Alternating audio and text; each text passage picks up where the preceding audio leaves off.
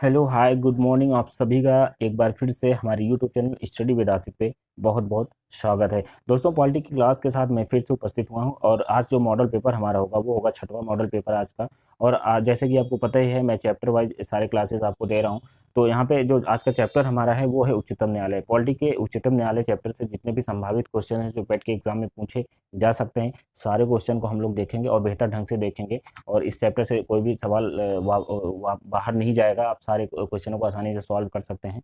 तो दोस्तों चलिए क्लास को शुरू करते हैं। और क्लास को शुरू करने से पहले यदि आप अभी तक चैनल को सब्सक्राइब नहीं किए हैं तो चैनल को जरूर सब्सक्राइब कर लेना और बेल आइकन को प्रेस कर देना, जिससे आपको नए क्लास की नोटिफिकेशन मिलती रहे। इसके साथ ही आप हमारे टेलीग्राम चैनल से भी जुड़ सकते हैं और वहाँ पे क्लास के बाद पूरी पीडीएफ प्रोवाइड करा दी जाती है और इसका लिंक जो है डिस्क्रिप्शन में आपको मिल जाएगा। तो चलिए दोस्तों क्लास को शुरू करते हैं और आज का पहला क्वेश्चन देखते हैं। आज का पहला क्वेश्चन देखते हैं। आज का पहला क्वेश्चन जो पूछा गया है, भारत में उच्चतम न्यायालय का उद्घाटन किस तिथि को हुआ था, ये आपको बताना है। आज का पहला क्वेश्चन है और आपको इसमें से राइट आंसर बताना है। आप सारे क्वेश्चनों को राइट आंसर को आप कमेंट बॉक्स में बता सकते हैं क्या सही है, और इससे आप कॉन्फिडेंस थोड़ा सा बढ़ेगा दोस्तों। तो आप बिल्कुल इस चीज़ को ध्यान दीजिएगा। तो यहाँ पे जो आपके ऑप्शन दिए गए थे वो थे 27 जनवरी 1950 या 28 जनवरी 1950 या 29 जनवरी 1950 या 30 जनवरी 1950। ये चारों ऑप्शन आपको दिए गए थे, आपको राइट दिए गए हैं। इसमें आपको राइट आंसर बताना है दोस्तों कौन सा ऑप्शन राइट हो जाएगा। भारत में उच्चतम न्यायालय का उद्घाटन किस तिथि में हुआ था। तो यहाँ पे इस क्वेश्चन के राइट आंसर की बात करें दोस्तों, वो हो जाएगा 28 जनवरी 1950 को भारत के उच्चतम न्यायालय का उद्घाटन हुआ था दोस्तों। ये आपको याद रखना है। ऑप्शन नंबर 20 क्वेश्चन का राइट आंसर हो जाएगा। आगे बढ़ते हैं। दूसरा क्वेश्चन जो पूछा गया है वो पूछा गया है, भारतीय सर्वोच्च न्यायालय की स्थापना हुई थी। आपको बताना है भारतीय सर्वोच्च न्यायालय की स्थापना हुई थी, ये आपको बताना था किससे कैसे हुई थी। और आपके जो ऑप्शन दिए गए हैं वो है 1950 में संसद के एक अधिनियम द्वारा हुई थी, या भारतीय स्वाधीनता अधिनियम 1947 के अधीन हुई थी, या भारत सरकार के अधिनियम 1953 के अधीन हुई थी, या भारतीय संविधान के द्वारा हुई थी। ये चारों ऑप्शन आपको दिए गए हैं, आपको राइट आंसर इनमें से बताना है और इसमें से क्या कौन सा ऑप्शन राइट हो जाएगा। तो यहाँ पे इस क्वेश्चन के राइट आंसर की बात करें दोस्तों, तो जो भारतीय सर्वोच्च न्यायालय की स्थापना हुई थी वो हुई थी भारतीय संविधान के द्वारा हुई थी। ऑप्शन नंबर डी इस क्वेश्चन का राइट आंसर हो जाएगा। ये आपको याद रखना है, भारतीय संविधान के द्वारा ही भारतीय सर्वोच्च न्यायालय की स्थापना हुई थी। ये आपको बेहतर ढंग से याद रखना है। आगे बढ़ते हैं, अगला क्वेश्चन देखते हैं क्या पूछा गया है। अगला क्वेश्चन पूछा गया है, भारत के उच्चतम न्यायालय में न्यायाधीशों की संख्या में वृद्धि करने की शक्ति किसमें नहीं थे, ये आपको बताना है।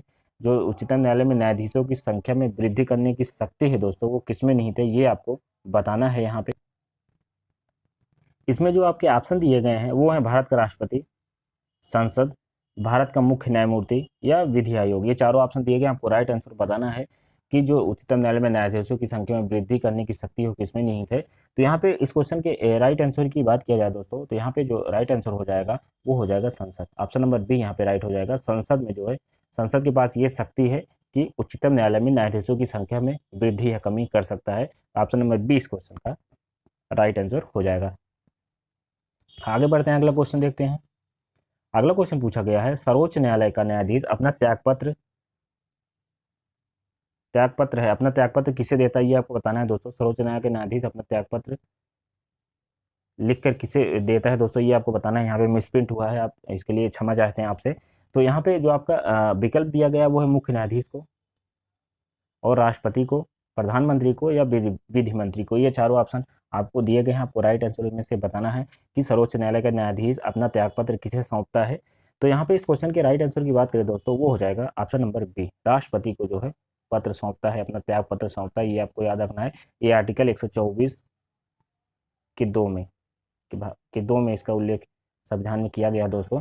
इसमें जो है सर्वोच्च न्यायालय का न्यायाधीश अपना त्यागपत्र राष्ट्रपति को सौंप सकता है दोस्तों। तो आप ऑप्शन नंबर 20 क्वेश्चन का राइट आंसर हो जाएगा। आगे बढ़ते हैं, अगला क्वेश्चन देखते हैं। अगला क्वेश्चन पूछा गया है, उच्चतम न्यायालय के न्यायाधीश किस प्रकार हटाए जा सकते हैं, ये आपको बताना है। किस प्रकार उच्चतम न्यायालय के न्यायाधीश हटाए जा सकते हैं, चलिए आपके ऑप्शन देख लेते हैं। ऑप्शन जो दिया गया है, मुख्य न्यायाधीश की इच्छा अनुसार, राष्ट्रपति द्वारा, या राष्ट्रपति द्वारा सुप्रीम कोर्ट के मुख्य न्यायाधीश की सिफारिश पर,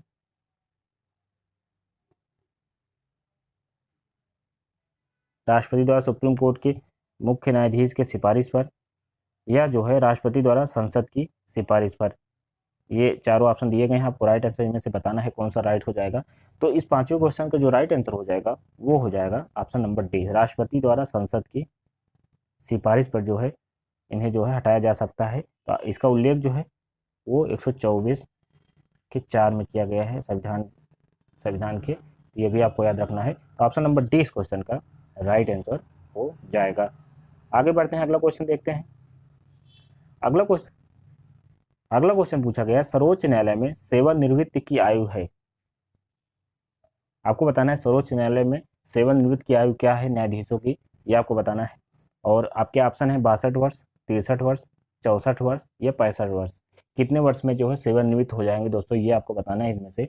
और यहाँ पे इस क्वेश्चन का जो राइट आंसर हो जाएगा, राइट आंसर की बात करें दोस्तों, तो यहाँ पे हो जाएगा 65 वर्ष।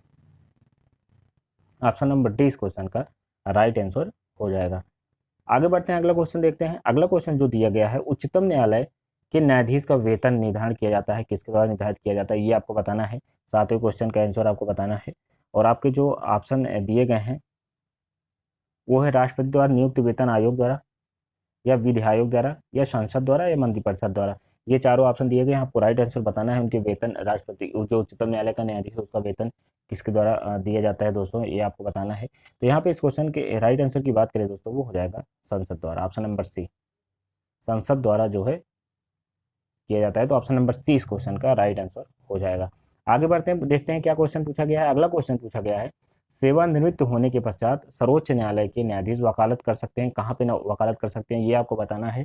और इसमें जो आपके ऑप्शन दिए गए हैं वो केवल सर्वोच्च न्यायालय में वकालत कर सकते हैं, या केवल उच्च न्यायालय में वकालत कर सकते हैं, या सर्वोच्च न्यायालय और उच्च न्यायालय दोनों में कर सकते हैं, या किसी भी न्यायालय में नहीं कर सकते हैं। ये आपको बताना है इसमें से राइट आंसर कौन सा राइट हो जाएगा कि सेवानिवृत्त होने के पश्चात वो सर्वोच्च न्यायालय के जो न्यायाधीश होते हैं वो कहाँ पे वकालत कर सकते हैं। तो इस क्वेश्चन के राइट आंसर की बात करें दोस्तों, वो जो है किसी भी न्यायालय में वकालत नहीं कर सकते, ये आपको ध्यान देना है। सर्वोच्च न्यायालय के न्यायाधीश जो है कहीं भी वकालत नहीं कर सकते हैं रिटायर्ड होने के बाद। तो ऑप्शन नंबर डी इस क्वेश्चन का राइट आंसर हो जाएगा। आगे बढ़ते हैं, अगला क्वेश्चन देखते हैं क्या पूछा गया है। अगला क्वेश्चन पूछा गया है, भारत के सर्वोच्च न्यायालय के मुख्य कार्यवाहक मुख्य न्यायाधीश की नियुक्ति करता है, कौन करता है। भारत के सर्वोच्च न्यायालय की कार्यवाहक मुख्य न्यायाधीश की नियुक्ति कौन करता है, ये आपको बताना है। और इसमें जो आपके ऑप्शन दिए गए हैं वो है सर्वोच्च न्यायालय का मुख्य न्यायाधीश करता है, या प्रधानमंत्री करता है, या राष्ट्रपति करता है, या विधि मंत्री करता है। इनमें से कौन कार्यवाहक मुख्य न्यायाधीश की नियुक्ति करता है। कार्यवाहक मुख्य न्यायाधीश का मतलब दोस्तों आपको बता दूं मैं कि पद जब रिक्त हो या जजों की संख्या में कमी हो तो कार्यवाहक मुख्य न्यायाधीश की नियुक्ति की जाती है। तो इसकी नियुक्ति कौन करता है ये आपको मैं बता दूं, इसकी नियुक्ति जो करता है वो राष्ट्रपति के द्वारा ही किया जाता है। ऑप्शन नंबर सी यहाँ पे राष्ट्रपति जो है जब न्यायालय में, उच्चतम न्यायालय में न्यायाधीशों की पद रिक्त हो या संख्या न्यूनतम हो, उस समय जो है कार्यवाहक के रूप में जो है राष्ट्रपति जो है नियुक्ति न्यायाधीशों की कर सकता है। तो ऑप्शन नंबर सी यहाँ पे इस क्वेश्चन का राइट आंसर हो जाएगा। आगे बढ़ते हैं, अगला क्वेश्चन देखते हैं कौन सा है। तो यहाँ पे 10वां क्वेश्चन पूछा गया है, सर्वोच्च न्यायालय न्यायाधीशों की नियुक्ति की जाती है, सर्वोच्च न्यायालय के न्यायाधीशों की नियुक्ति की जाती है राष्ट्रपति के द्वारा। आपको बताना है इसमें से कौन सा ऑप्शन राइट हो जाएगा। तो आपके ऑप्शन दिए गए हैं, राज्यसभा द्वारा अनुमोदित किए जाने पर, या लोकसभा की सलाह पर, या प्रधानमंत्री की सलाह पर, या सर्वोच्च न्यायालय के मुख्य न्यायाधीश से के परामर्श से। आपको बताना है इनमें से कि सर्वोच्च न्यायालय के न्यायाधीशों की नियुक्ति कैसे की जाती है राष्ट्रपति के द्वारा। तो यहाँ पे इस क्वेश्चन के राइट आंसर की बात करें दोस्तों, तो जो सर्वोच्च न्यायालय के न्यायाधीशों की अन्य न्यायाधीशों की जो नियुक्ति की जाती है दोस्तों, वो की जाती है सर्वोच्च न्यायालय के मुख्य न्यायाधीश से परामर्श के साथ की जाती है। तो ऑप्शन नंबर डी यहाँ पे इस क्वेश्चन का राइट आंसर हो जाएगा। आगे बढ़ते हैं, अगला क्वेश्चन देखते हैं क्या पूछा गया है। अगला क्वेश्चन पूछा गया, भारतीय संविधान में तदर्थ न्यायाधीशों की नियुक्ति का प्रावधान है, आपको बताना है। तदर्थ न्यायाधीशों की नियुक्ति का प्रावधान है, ये आपको बताना है। किसमें है ये, केवल सर्वोच्च न्यायालय में है, या उच्च न्यायालय में है, जनपद सत्र न्यायालय में है, उपरोक्त सभी में है। आपको बताना है किसमें जो है तदर्थ न्यायाधीशों की नियुक्ति का प्रावधान किया गया है। तो यहाँ पे इस क्वेश्चन का जो राइट आंसर हो जाएगा वो हो जाएगा सर्वोच्च न्यायालय में। तदर्थ न्यायाधीशों की नियुक्ति का प्रावधान की बात आए दोस्तों, तो वहाँ पे सर्वोच्च न्यायालय आपका राइट हो जाएगा, सर्वोच्च न्यायालय में इसकी प्रावधान किया गया है। आगे बढ़ते हैं, अगला क्वेश्चन देखते हैं। उच्चतम न्यायालय में संविधान के निर्वाचन से संबंधित मामले की सुनवाई करने के लिए न्यायाधीशों की संख्या कम से कम कितनी होनी चाहिए, ये आपको बताना है। उच्चतम न्यायालय में न्यायाधीशों के निर्वाचन से संबंधित मामले की सुनवाई करने के लिए न्यायाधीशों की संख्या कम से कम कितनी होनी चाहिए, ये आपको बताना है। और इसका ऑप्शन देख लेते हैं। ऑप्शन इसका जो है 10 न्यायाधीश, 9 न्यायाधीश, 7 या 5, ये चारों ऑप्शन दिए गए हैं। आपको राइट आंसर इनमें से बताना है कितना जो है होनी चाहिए न्यायाधीशों की संख्या कम से कम। तो यहाँ पे जो आपका राइट आंसर हो जाएगा वो हो जाएगा ऑप्शन नंबर डी, 5 न्यायाधीशों की कम से कम संख्या होनी चाहिए। तो ऑप्शन नंबर डी यहाँ पे इस क्वेश्चन का राइट आंसर हो जाएगा। आगे बढ़ते हैं, अगला क्वेश्चन देखते हैं। केंद्र और राज्यों के बीच होने वाले विवादों का निर्णय करने की भारत के उच्चतम न्यायालय की शक्ति किसके अंतर्गत आती है, ये आपको बताना है। और आपके जो ऑप्शन दिए गए हैं, परामर्शी अधिकारिता के अंतर्गत, अपीलीय अधिकारिता के अंतर्गत, मूल अधिकारिता के अंतर्गत या रीट अधिकारिता के अंतर्गत, ये चारों ऑप्शन दिए गए हैं। आपको राइट आंसर उनमें से बताना है। केंद्र और राज्य के बीच जब कोई विवाद होता है, उस पर निर्णय जब उच्चतम न्यायालय करती है तो किस शक्ति के अंतर्गत करती है, ये आपको बताना है। तो यहाँ पे इस क्वेश्चन का जो राइट आंसर हो जाएगा वो हो जाएगा मूल अधिकारिता के अंतर्गत। अपनी मूल अधिकारिता के अंतर्गत जो है उस केंद्र और राज्य के बीच विवादों का निर्णय करती है जो है। ऑप्शन नंबर सी इस क्वेश्चन का राइट आंसर हो जाएगा। आगे बढ़ते हैं, अगला क्वेश्चन देखते हैं। उच्चतम न्यायालय द्वारा आज तक की दूसरी सबसे बड़ी खंडपीठ किस केस में बनी थी, ये आपको बताना है।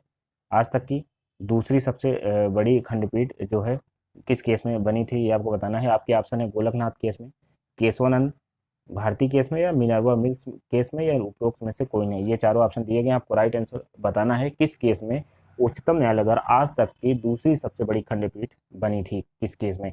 तो यहाँ पे जो राइट आंसर हो जाएगा दोस्तों वो हो जाएगा option number A, Golaknath case में सबसे बड़ी दूसरी खंडपीठ बनी थी। इसमें 11 जजों की पीठ बनी थी। और केशवानंद भारती में सबसे बड़ी बनी थी, इसमें 13 जजों की। सबसे बड़ी अगर पूछता है दोस्तों उच्चतम न्यायालय की सबसे बड़ी खंडपीठ किस केस में बनी थी, तो केशवानंद भारती केस में बनी थी। 13 जजों की जो है 13 जजों की संख्या थी। और दूसरी सबसे बड़ी खंडपीठ की बात करें तो यहाँ पे गोलकनाथ हो जाएगा, उसमें 11 न्यायाधीशों की जो है खंडपीठ बनी थी दोस्तों। तो यहाँ पे जो आपका राइट आंसर हो जाएगा वो हो जाएगा Golaknath case. Option number A इस क्वेश्चन का राइट आंसर हो जाएगा। दूसरी सबसे पूछा है तो यहाँ पे ऑप्शन नंबर ए हो जाएगा। पहली पूछा होगा, सबसे बड़ी पूछा होता तो यहाँ पे बी ऑप्शन आपका राइट हो जाता। तो आप इस चीज़ को बिल्कुल बहुत बारीकी से ध्यान दीजिएगा। कभी कभी पहली ना पूछ कर दूसरी पूछ लेता है, तो इस चीज़ पे आपको फोकस करना है, बहुत ध्यान से देखना है आपको। तो बिल्कुल भी आपको एकदम ध्यान से क्वेश्चन का आंसर देना है। तो आगे बढ़ते हैं, इसमें जो राइट आंसर हो जाएगा वो ए हो जाएगा। चलिए आगे बढ़ते हैं, अगला क्वेश्चन देखते हैं। अगला क्वेश्चन पूछा गया है, निम्न में से किस वाद में उच्चतम न्यायालय ने संविधान के मूल ढांचे का सिद्धांत प्रतिपादित किया था। आपको बताना है किस वाद में उच्चतम न्यायालय ने संविधान के मूल ढांचे का सिद्धांत प्रतिपादित किया था। और इसमें आपके ऑप्शन है गोलकनाथ केस में, ए के गोपालन केस में, या केशवानंद भारती केस में, या मेनका गांधी केस में। ये चारों आपको वाद में बताना है कि किस वाद में जो है संविधान के मूल ढांचे का सिद्धांत प्रतिपादित किया गया था दोस्तों। तो यहाँ पे जो राइट आंसर आपको हो जाएगा Kesavananda Bharati case, option number C यहाँ पे राइट हो जाएगा। इसमें 13 जजों की खंडपीठ बनी थी दोस्तों, पीठ बनी थी, ये आपको इसके साथ भी याद रखना है। इसमें कहा गया कि मूल अधिकारों में संशोधन हो सकता है। और इसके अनुसार ये भी आगे कहा कि जो संविधान का मूल ढांचा हो उसमें जो है कोई बदलाव नहीं होना चाहिए। इसके साथ ये भी कहा था केशवानंद भारती केस में। तो ऑप्शन नंबर सी यहाँ पे इस क्वेश्चन का राइट आंसर हो जाएगा। आगे बढ़ते हैं, अगला क्वेश्चन देखते हैं। अगला क्वेश्चन जो पूछा गया है वो है, संविधान की व्याख्या से संबंधित सभी विवाद सर्वोच्च न्यायालय के पास लाए जा सकते हैं। इसके अंतर्गत किसके अंतर्गत लाए जा सकते हैं, ये आपको बताना है। संविधान की व्याख्या अगर की जाए उस समय कोई विवाद हो तो सर्वोच्च न्यायालय के पास लाया जा सकता है। किसके अंतर्गत, प्रारंभिक क्षेत्राधिकार के अंतर्गत, या अपीली क्षेत्राधिकार के अंतर्गत,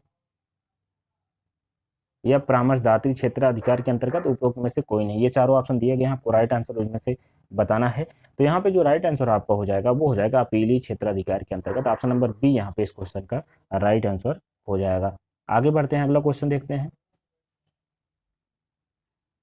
न्यायिक पुनर्विलोकन का अर्थ यह है कि सर्वोच्च न्यायालय, आपको बताना है न्यायिक पुनर्विलोकन का क्या अर्थ है, को सभी प्रकरणों पर अंतिम अधिकार प्राप्त होता है, या राष्ट्रपति के विरुद्ध दोषारोपण कर सकता है, या उच्चतम न्यायालय द्वारा प्रकरणों की समालोचना कर सकता है, या राज्य के किसी कानून को अवैध घोषित कर सकता है। ये आपको बताना है इसमें से कौन सा राइट हो जाएगा। आपको बताना है इसमें से, एक मिनट थोड़ा सा छोटा कर दे दोस्तों, आपको दिखाई नहीं दे रहा होगा। हाँ, आपको आपको दिखाई दे रहा होगा। तो यहाँ पे आपको बताना है न्यायिक पुनर्विलोकन का अर्थ यह है कि सर्वोच्च न्यायालय को सभी प्रकरणों पर अंतिम अधिकार प्राप्त होता है, राष्ट्रपति के विरुद्ध दोषारोपण कर सकता है, या उच्चतम न्यायालय द्वारा प्रकरणों की समालोचना कर सकता है, या राज्य के किसी भी कानून को अवैध घोषित कर सकता है। आपको बताना है इसमें सर्वोच्च न्यायालय का क्या जो है अधिकार है। तो यहाँ पे इस क्वेश्चन के राइट आंसर की बात करें दोस्तों, तो राज्य के किसी भी कानून को अवैध घोषित कर सकता है, सर्वोच्च न्यायालय के पास ये शक्ति है न्यायिक पुनर्विलोकन के अर्थ के अंतर्गत। तो ऑप्शन नंबर डी यहाँ पे इस क्वेश्चन का राइट आंसर हो जाएगा। आगे बढ़ते हैं, अगला क्वेश्चन देखते हैं। भारत में न्यायिक पुनर्विलोकन की शक्ति का प्रयोग किसके द्वारा किया जाता है, ये भी आपको बताना है उसी से रिलेटेड। तो यहाँ पे जो आपके ऑप्शन है, केवल सर्वोच्च न्यायालय के द्वारा, सर्वोच्च न्यायालय उच्च न्यायालय के द्वारा, या समस्त न्यायालय के द्वारा, या इनमें से कोई नहीं। ये चारों ऑप्शन दिए गए, आपको राइट आंसर बताना है इसमें से कि न्यायिक पुनर्विलोकन की जो शक्ति है उसका प्रयोग किसके द्वारा किया जाता है। तो यहाँ पे जो राइट आंसर हो जाएगा दोस्तों, वो हो जाएगा सर्वोच्च न्यायालय तथा उच्च न्यायालय दोनों के द्वारा न्यायिक पुनर्विलोकन की शक्ति का प्रयोग किया जा सकता है। तो ऑप्शन नंबर बी इस क्वेश्चन का राइट आंसर हो जाएगा। आगे बढ़ते हैं, अगला क्वेश्चन देखते हैं। न्यायिक पुनरावलोकन प्रचलित है, आपको बताना है कहाँ कहाँ प्रचलित है, किस देश में प्रचलित है, आपको बताना है न्यायिक पुनरावलोकन कहाँ प्रचलित है, आपको बताना है इसमें राइट आंसर। केवल भारत में, केवल यूके में, केवल यूएसए में, या भारत और यूएसए दोनों में, कहाँ पे प्रचलित है ये आपको बताना है न्यायिक पुनरावलोकन। तो यहाँ पे इस क्वेश्चन की बात करें दोस्तों, 19वें क्वेश्चन का जो राइट आंसर हो जाएगा वो हो जाएगा ऑप्शन नंबर डी, भारत और यूएसए दोनों में जो है प्रचलित है ये न्यायिक पुनरावलोकन। ऑप्शन नंबर डी इस क्वेश्चन का राइट आंसर हो जाएगा। और यूएसए से ही भारत में जो है इसके प्रावधान को लिया गया है न्यायिक पुनरावलोकन को। ऑप्शन नंबर डी यहाँ पे इस क्वेश्चन का राइट आंसर हो जाएगा। ये सारी चीज़ें आपको ध्यान देना है। तो आपका अगला क्वेश्चन जो पूछा गया है वो है संविधान की व्याख्या करने का अंतिम अधिकार किसे है, ये आपको बताना है। संविधान की व्याख्या करने का जो अंतिम अधिकार है किसे है, और आपके जो ऑप्शन है राष्ट्रपति को है, अटॉर्नी जनरल ऑफ इंडिया को है, या लोकसभा अध्यक्ष को है, या सर्वोच्च न्यायालय को है। ये क्वेश्चन आपसे पूछा गया और विकल्प दिए गए हैं आपको ये चारों। तो यहाँ पे जो आपका राइट आंसर हो जाएगा इस क्वेश्चन का, संविधान की जो व्याख्या करने का अंतिम अधिकार है वो सर्वोच्च न्यायालय के पास है। ऑप्शन नंबर डी यहाँ पे इस क्वेश्चन का राइट आंसर हो जाएगा। आगे बढ़ते हैं, अगला क्वेश्चन देखते हैं। भारतीय संविधान का संरक्षक कौन है, ये आपको बताना है। बहुत ही अच्छा क्वेश्चन है, ऐसे क्वेश्चन एग्जाम में पूछे जाते हैं दोस्तों बार बार, और पूछे गए हैं कई बार एग्जाम में। और आपके जो ऑप्शन है राष्ट्रपति, संसद, मंत्रिपरिषद और सर्वोच्च न्यायालय, ये चारों ऑप्शन दिए गए हैं। आपको राइट आंसर में से बताना है कि भारतीय संविधान का संरक्षक कौन है, राष्ट्रपति है, या संसद है, या मंत्रिपरिषद है, या फिर सर्वोच्च न्यायालय है। इन चारों में से भारतीय संविधान का संरक्षक कौन है। तो यहाँ पे इस क्वेश्चन का जो राइट आंसर हो जाएगा वो हो जाएगा सर्वोच्च न्यायालय। सर्वोच्च न्यायालय जो है भारतीय संविधान का संरक्षक भी है, ये भी आपको ध्यान देना है दोस्तों। तो ऑप्शन नंबर डी इस क्वेश्चन का राइट आंसर हो जाएगा। अगला क्वेश्चन पूछा गया है, उच्चतम न्यायालय से कानूनी मामलों पर किसको परामर्श लेने का अधिकार है।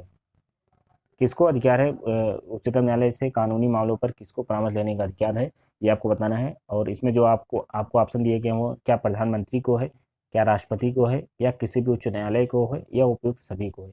आपको बताना है इसमें से कौन सा राइट हो जाएगा। तो उच्चतम न्यायालय से जो कानूनी मामलों पर परामर्श लेने का अधिकार है दोस्तों वो है राष्ट्रपति को, तो वो राष्ट्रपति को है। तो ऑप्शन नंबर बी यहाँ पे इस क्वेश्चन का राइट आंसर हो जाएगा। आगे बढ़ते हैं, अगला क्वेश्चन देखते हैं। भारत के सर्वोच्च न्यायालय का क्षेत्राधिकार किसके द्वारा बढ़ाया जा सकता है। सर्वोच्च न्यायालय के अधिकारिता को बढ़ाने की जब बात आती है दोस्तों, तो आपको बताना है इसमें किसको पास शक्ति है कि सर्वोच्च न्यायालय के क्षेत्राधिकार को उसको बढ़ा सकता है।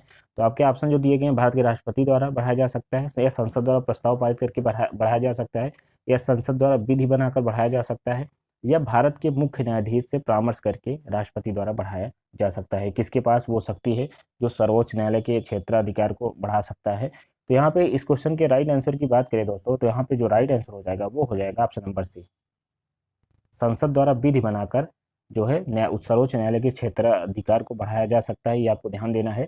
इस टाइप के क्वेश्चन आए तो आपको बहुत आराम से इसको पढ़ के देना है दोस्तों। संसद द्वारा प्रस्ताव पारित करके या संसद द्वारा विधि बनाकर, ऐसे ऑप्शन आपको देगा जिसमें आपको कंफ्यूज करेगा, तो आपको कंफ्यूज नहीं होना है। तो विधि बनाकर जो है यहाँ पे उसके क्षेत्राधिकार को बढ़ाया जा सकता है। आगे बढ़ते हैं, अगला क्वेश्चन देखते हैं।